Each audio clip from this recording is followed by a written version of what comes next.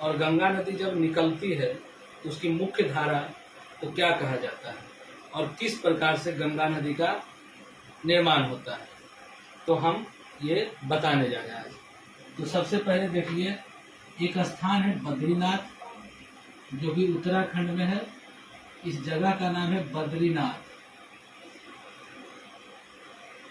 बद्रीनाथ है इस जगह का नाम। और बद्रीनाथ से एक नदी निकलती है। इस नदी का नाम है अलकनंदा नदी। इस नदी का नाम है अलकनंदा। अलकनंदा नदी। अलकनंदा नदी बद्रीनाथ से कुछ आगे बढ़ती है तो इधर से एक नदी मिलती है। इधर से एक नदी मिलती है इस स्थान पर, और इसका नाम है धौली गंगा। इसका नाम है धौली गंगा। धौली गंगा जो है अलकनंदा में आकर मिलती है, और जिस स्थान पर आकर मिलती है उस स्थान को कहा जाता है विष्णु प्रयाग। विष्णु प्रयाग। प्रयाग का अर्थ होता है दो नदियों का संगम। वैसा स्थान जहाँ दो नदी आकर मिले, यानी दो नदियों के मिलन स्थल को प्रयाग कहा जाता है। तो हम जब अलकनंदा कुछ दूर बढ़ने पर धौली गंगा से मिलती है तो मिलन स्थल, उस मिलन स्थल का नाम है विष्णु प्रयाग। और फिर ये नदी जो है अलकनंदा आगे बढ़ती हुई जाती है। देखा जाए तो दो नदियों के मिलने के बाद जिन नदियों की गहराई ज्यादा होती है, आगे फिर वही नदी अपने नाम से बहती है।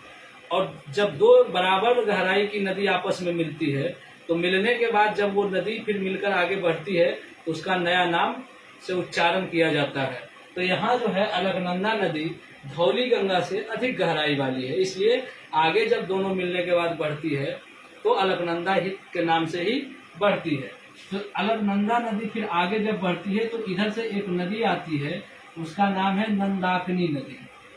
उस नदी का नाम है नंदाकिनी नदी। नंदाकिनी नदी। और नंदाकिनी नदी जहाँ मिलती है, इस मिलन स्थल का नाम है, नंदाकिनी नदी जहाँ पर मिलती है इस मिलन स्थल का नाम है नंद प्रयाग। क्या नाम है? नंद प्रयाग। नंद प्रयाग में नंदाकिनी नदी मिलती है, और यहाँ भी और इस स्थान पर भी अलकनंदा नदी की गहराई नंदाकिनी से ज्यादा है, और फिर से अलकनंदा अपने नाम से ही आगे की ओर बढ़ती है। फिर उत्तर दिशा से एक फिर नदी आकर मिलती है, और इस नदी का नाम है पिंडर नदी। इस नदी का नाम है पिंडार नदी। पिंडार नदी। पिंडार नदी। और पिंडार नदी जब मिलती है यहाँ पर अलकनंदा से, तो इस स्थान का नाम है नंद तो हो गया नंदाकिनी, तो इस स्थान का नाम है कर्ण प्रयाग। इस स्थान का नाम रखा जाता है कर्ण प्रयाग। उत्तर से पिंडार नदी आकर मिलती है अलकनंदा में, और इस स्थान का नाम है कर्ण प्रयाग। और फिर इधर से एक जगह है जिसका नाम है केदारनाथ। फिर अलकनंदा अपने नाम से आगे बढ़ रही है। फिर यहाँ अलकनंदा है, ये भी अलकनंदा नाम से बह रही है। यहाँ भी अलकनंदा नाम से बह रही है। फिर इधर एक जगह है जिसका नाम है केदारनाथ। केदारनाथ। और दक्षिण दिशा से ये नदी आकर मिलती है, और इस नदी का नाम है मंदाकिनी नदी। केदारनाथ से एक नदी निकलती है, और इधर मंदाकिनी नाम से एक नदी है,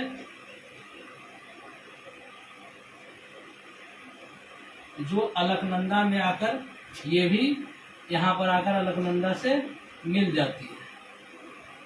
अलकनंदा से आकर मिल जाती है, और ये जिस स्थान पर मिलती है उस स्थान का नाम है रुद्रप्रयाग। रुद्रप्रयाग। यानी कहने का मतलब है अलकनंदा नदी में जाकर, अलकनंदा नदी और मंदाकिनी नदी का मिलन स्थल जहाँ पर है उसका नाम है रुद्रप्रयाग। और फिर इसमें जो है अलकनंदा नदी की गहराई मंदाकिनी से ज्यादा है, और इस प्रकार फिर ये नदी जो है अलकनंदा नाम से आगे बढ़ती है। फिर ये अलकनंदा नाम से आगे बढ़ती है। और इधर एक जगह है जिसको उत्तराकाशी जिला गंगोत्री, गंगोत्री एक है उत्तराकाशी जिला गंगोत्री हिमानी, गंगोत्री की गोमुख हिमानी, गोमुख हिमानी, यानी उत्तर दिशा से एक नदी आकर मिलती है अलकनंदा से, उत्तर दिशा से, और इसका नाम है भागीरथी। इस नदी का नाम है भागीरथी नदी, भागीरथी नदी।